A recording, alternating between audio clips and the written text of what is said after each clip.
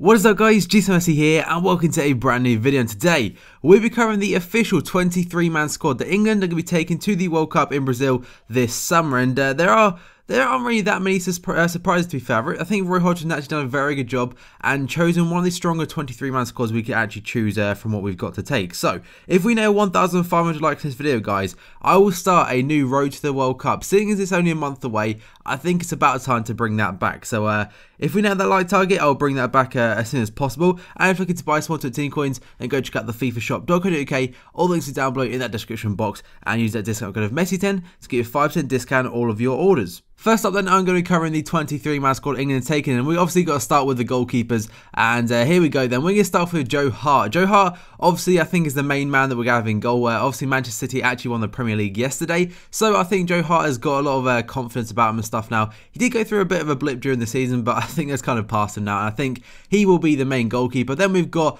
Ben Foster. I was actually quite surprised about this one. I didn't think he'd actually get called up, but he has had an okay season for West Brom. I've not seen him too much, so I can't comment as much as I'd like to. But we also the third choice is going to be Fraser Forster, and he hasn't really had that much of a call out for England. Only recently has been in the spotlight to actually potentially replace Joe Hart, and that was back in November when Joe Hart was going through, like I said, his little blip. So Fraser Forster, a very solid goalkeeper, and it's nice to see him included. On to the defenders, and the first one is Leighton Baines, and this is probably England's main choice left back. Ashley Cole's actually been left out of the squad, and he has now retired from international football, but Leighton Baines is going to be the main left back in my opinion. Also did actually get the Premier League team of the season. And then we have got Gary Cahill. He's had an absolutely outstanding year at Chelsea this season. Him and John Terry proved to be an extremely good partnership, and I'm hoping that he can actually carry that on to England, and he could be a big factor for England this summer, seeing as in my opinion the weakest area of our team is the defence. And then we have got Phil Jagielka. Did have a slight injury recently, but obviously is back now, and I think him and Cahill are actually a decent partnership. And finally, the first four, we've got Glenn Johnson, and as a Liverpool fan, I don't know, I can either love him or hate him. Recently, he's been shocking, especially yesterday. That first half was absolutely abysmal, and I kind of am a bit. I think Kyle Walker's actually injured, but I'd have preferred Walker. I don't know why Glenn Johnson hasn't been that great, and he's getting a lot of stick recently. But on to the next player, we've got Phil Jones, and he's a very versatile player. I think that's the reason why he's going. He can play centre-back, he can actually play CDM, and he can play right-back. Then we've got Luke Shaw. This guy is 18 years old, and he's going to the World Cup. He has had now 2 seasons at Southampton, and has been absolutely quality. So I think Luke Shaw is well deserved of that spot, and probably the surprise inclusion. But if you actually watch him, I don't think it's too much of a surprise that he will be going. And Man United have actually just bid apparently £27 million for this guy, so he's obviously got something about him. And finally, actually on this first page, we've got Chris Smalling of Manchester United. On to the midfield then, and the first one's actually Ross Barkley. I'm very glad to see him going to Brazil. I've liked how Roy Hodgson's actually gone with the youngsters. The youngsters can prove to be a much better option, because over the last few years, England have gone with the older players throughout the tournaments, and we've kind of failed at every single one. So new, fresh blood kind of thing may actually prove to be good for England over the future at least. Ross Barkley, definitely a player I'm looking forward to seeing. Then we've got Steven Gerrard, obviously the captain, and I know he did slip, blah blah. I had enough jokes by now, but he did help Liverpool get to second in the Premier League. And then we've got his partner in midfield, Jordan Henderson, the absolute workhorse. This guy will probably run to Brazil. He probably won't even take the plane. Jordan Henderson, I'm really glad to see him going to Brazil as well. And we've got Adam Lallana, had a great season for Southampton. This guy is absolutely key at dribbling. He can get through most defences, and I think he could be a very key player for England. And rumours are he could be joining Liverpool, which I would like to see that. And then we have got Frank Lampard.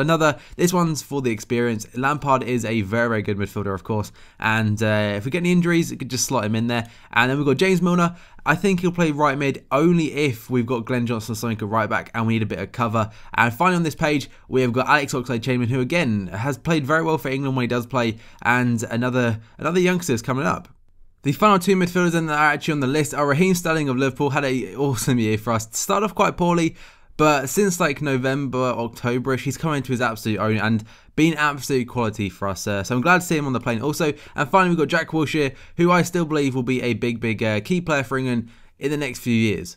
And finally, then on to the strikers, we have got Ricky Lambert, who has actually been chosen as the kind of target man for this England squad, which I do feel is actually deserved as well. Southampton have done very well this year, and Ricky Lambert has got a lot of assists, so I think he's deserving to go. Then we've got Wayne Rooney. He probably will play a bit of a deeper role. I'm thinking that centre-back midfield role may actually be adopted to Rooney's play style for this England team, and I really hope he does have a big tournament. And then last two are going to be Daniel Sturridge. I think it's pretty obvious. He's got 21 goals in the Premier League this season. Had an absolutely incredible year for us. And finally, Danny Welbeck, who actually he gets a lot of stick, but he plays pretty well for England. And then finally, we've got the little standby list, which consists of 7 players. First one being John Ruddy. Then we've got John Flanagan. Really nice to see him in there.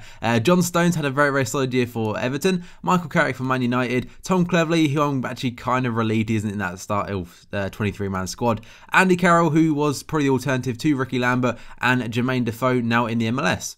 So I'm going to quickly show you what my starting 11 would be. Let me know in the comments below what your starting 11 would be, guys, as it'd be nice to see who you would play at the World Cup. But ideally, I think the 4-2-3-1 actually would suit our team, because we have got very quick wingers, and I know a lot of clubs use it, obviously club level, and I think these players would kind of suit it. And the defence, I've gone with Baines, Jagielka, Cahill and Johnson. Johnson, again, I'm not too confident in him, but hopefully he can prove us all wrong. Joe Hart in net, I think, is probably the obvious choice. But these two, the centre-back partnership, I think Cahill, I really want to have a really big World Cup. And then we've got Jordan Henderson and Gerrard. You may think I'm being biased by using just Liverpool players, but Henderson, if you're watching this season, he deserves that spot, I think. And it's quite strange we haven't actually included a CDM, but I think Henderson and Gerrard can certainly play that role. And we've got Adam Lallana, who obviously is a cam on FIFA, but I think he could play out wide on the left. And Raheem Sterling could be replaced with Ross Barkley. And then I think we'll play Rooney just behind Daniel Sturridge, who will hopefully provide us a lot of goals.